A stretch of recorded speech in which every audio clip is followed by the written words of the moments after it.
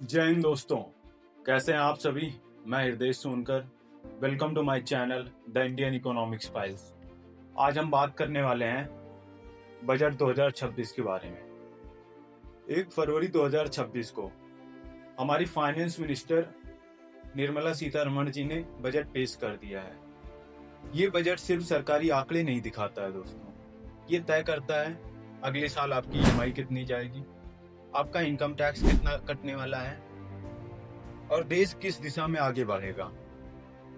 आज की इस वीडियो में हम बजट 2026 का पूरा काला चिट्ठा खोलेंगे। क्या इनकम टैक्स में राहत मिली, स्टॉक मार्केट के लिए बुरी खबर क्या है, और सरकार ने इंफ्रास्ट्रक्चर पे जो 12.2 लाख करोड़ रुपए खर्च करने का प्लान बनाया है उससे आपकी लाइफ में क्या बदलाव होगा। इन सभी चीजों को जानने के लिए वीडियो में लास्ट तक बने रहिए। सबसे पहले हम बात करते हैं बिग पिक्चर की।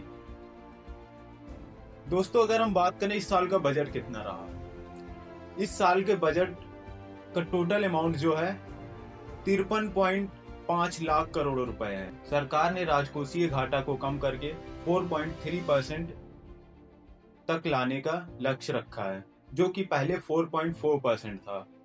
मतलब सरकार अपनी उधारी को कम कर रही है, जो इकोनॉमी के लिए अच्छा होता है। साथ ही अगर हम बात करें नॉमिनल जीडीपी ग्रोथ रेट के बारे में, इस साल सरकार ने नॉमिनल जीडीपी ग्रोथ रेट का टारगेट 10% रखा हुआ है। मतलब सरकार को लग रहा है कि देश इस वर्ष भी तरक्की करेगा। टैक्स पेयर्स के लिए एक मिलीजुली खबर है दोस्तों।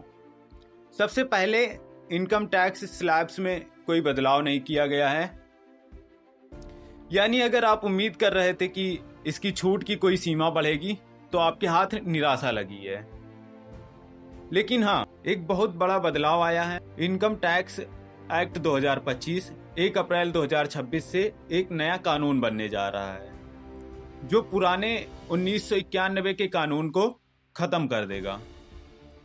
अगर हम बात करें दोस्तों आरटीआई डेडलाइंस की, अब सैलरीड क्लास के लिए 31 जुलाई है, लेकिन नॉन ऑडिट बिजनेस वालों के लिए इसे बढ़ाकर 31 अगस्त कर दिया गया है। अगर हम बात करें दोस्तों रिवाइज्ड आरटीआई की, अब आप 31 मार्च तक अपनी रिटर्न रिवाइज कर सकते हैं।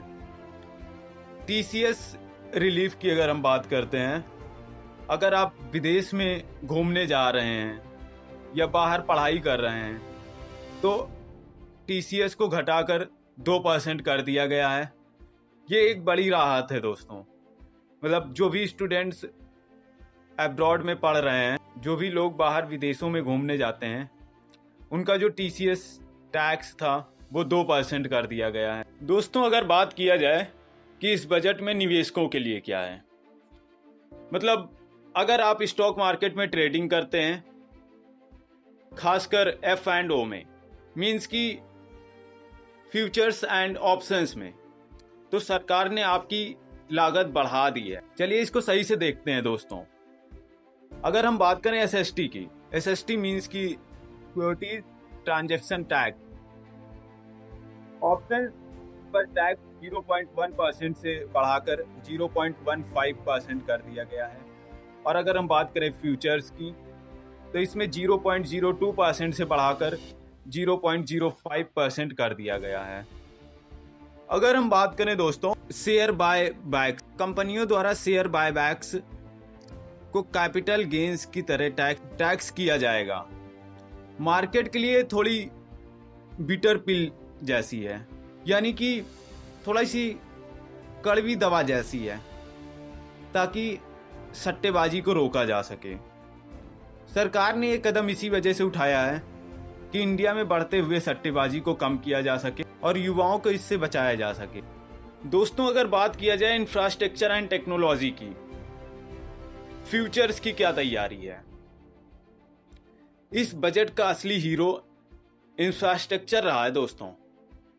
सरकार ने 12.2 लाख करोड़ रुपए कैपिटल एक्सपेंडिचर के लिए अलॉट किया हुआ है। जैसे अगर बात किया जाए दोस्तों रेल नेटवर्क की, हाई स्पीड रेल नेटवर्क देश में 7 हाई स्पीड रेल कॉरिडोर बनेंगे। अगर बात किया जाए दोस्तों इलेक्ट्रॉनिक्स की, इलेक्ट्रॉनिक्स में सेमीकंडक्टर्स चिप बनाने के लिए, इलेक्ट्रॉनिक मैन्युफैक्चरिंग के लिए बजट को बढ़ाकर 40 लाख करोड़ रुपए कर दिया गया है दोस्तों। अगर बात किया जाए डिजिटल इंफ्रास्ट्रक्चर की, डेटा सेंटर्स और एआई को बढ़ावा देने के लिए विशेष छूट दी गई है। मतलब इस बार के बजट में हमारी गवर्नमेंट ने इंफ्रास्ट्रक्चर एंड टेक्नोलॉजी पे काफ़ी ज़्यादा ध्यान दिया है। अगर बात किया जाए दोस्तों फार्मर्स की और सोशल स्कीम्स की, तो किसानों के लिए पीएम किसान की राशि में कोई बढ़ोतरी नहीं की गई है, वो 6,000 ही रहेगी। लेकिन सरकार ने हाई वैल्यू एग्रीकल्चर जैसे कि नारियल, काजू और कोकावा पे फोकस बढ़ाया है। साथ ही दोस्तों अगर बात किया जाए महिलाओं के लिए, सीम एक स्कीम शुरू की गई है ताकि महिला एंटरप्रेन्योर्स को मदद मिल सके।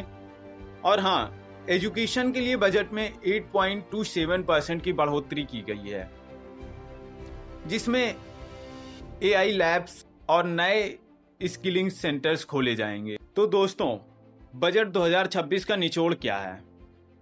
अगर हम इस पे बात करें, यह बजट ग्रोथ और स्टेबिलिटी पर फोकस्ड है। सरकार इंफ्रास्ट्रक्चर और मैन्युफैक्चरिंग पर पैसा खर्च कर रहा है ताकि नौकरियां पैदा हों, मतलब ज़्यादा से ज़्यादा जॉब्स क्रिएट हों। लेकिन मिडिल क्लास को डायरेक्ट टैक्स में कोई बड़ी राहत नहीं मिली है दोस्तों। आपको क्या लगता है, क्या यह बजट आपकी उम्मीदों पे खरा उतरा है? कमेंट्स करके ज़रूर बताएं दोस्तों। अगर हमारी वीडियो आपको पसंद आई हो तो वीडियो को लाइक करें।